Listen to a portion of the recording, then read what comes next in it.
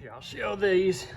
These are the, I don't know if they're all, I didn't order these. This is my customer's car, but they say direct connection on them, which I think is really cool to pay homage to the direct connection stuff.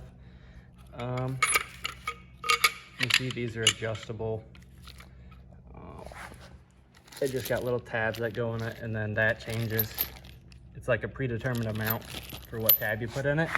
You see these are the same way. It comes with more tabs. So these are your upper control arms, your adjustables. Then this is the tie, like the tie rod end, or what do they call it? Adjustable rear toe link. Then this is that other wishbone one that goes in the front to hold it. But yeah, there we are. It's got everything but the lower.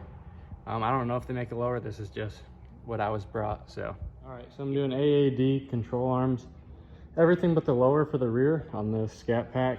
I want to go over some things. So it's like 18 mils for everything, 16 mils for the struts if you want to pull those out. The bottom's still 18 and 18 if you want to do that. I didn't feel like getting in there and taking it all the way out, but once you pull everything off, support it with a jack stand so you're not hanging off your brake lines and stuff. See, there's a little, it's a little tight, but the full weight of everything's not on it. And this is one thing I wanted to show. So you can see that bolt right there. It goes up against that. I don't know about you, but I'm not gonna drop a whole K-member for one bolt. So my plan is to cut it with a Sawzall, then just replace it. So that's something I wanted to do, and I'm doing one side at a time. I recommend doing that, so then you can always just go over and look at that side if you get confused about what bolt goes where. All the bolts are fairly similar, but some are longer, some have big washers. Some of the nuts have big washers, as you can see. Here's the stock ones out. How spindly they look. They're just cast aluminum. There's the other one upper, and then this one's steel. And then I guess this would be like your tie rod. This is gonna set your toe bar, or toe length, whatever you want to call it. But yeah, pretty much 18s for everything to pull it off. It's pretty easy. I mean, it's time consuming because that one back there, I had to use 2 wrenches, so going back and forth. And a lot of these are like swedge nuts, which is where they like squeeze it. You can see how it's oblonged. So that's supposed to, like, once you tighten it, pretty sure this style of nut's like one-time use, but in the directions it says to reuse the stock hardware. Obviously you can't with that one. I haven't checked the other side yet to see if that one's the same way, but I'm just gonna take a Sawzall and cut it off and go buy another bolt, because that's way easier than dropping that.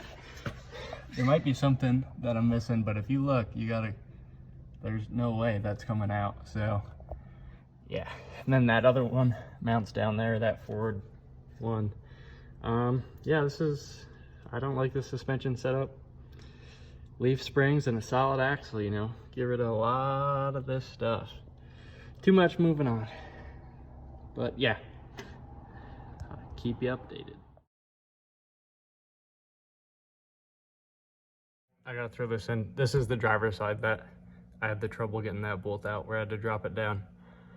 Just heads up, I mean, it'd probably be easier just to drop it in the first place and be done with it.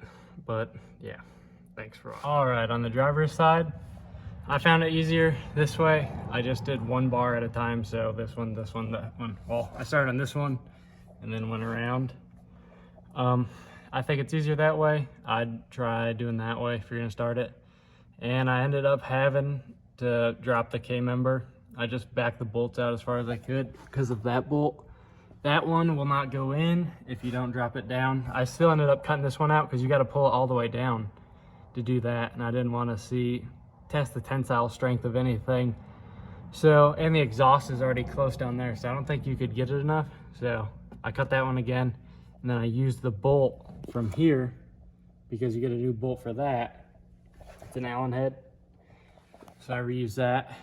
And then also make sure to read the torque specifications on these because these bolts are not very strong. But yeah, looks pretty sweet. I cleaned it up so I could take a nice picture. The direct connection, that's my favorite down there. It's on another one, but they put their logo up. Guess they're more proud of that than direct connection. I know I'm not, but yeah, there you go. Pretty simple job. Took like 4 hours, I think, 3-4 hours. It's just kind of a pain to get up in some of these places. Like I said, 18 millimeters is really all you need, and you should be good to go. All right, thanks for watching. Like, subscribe, do all that.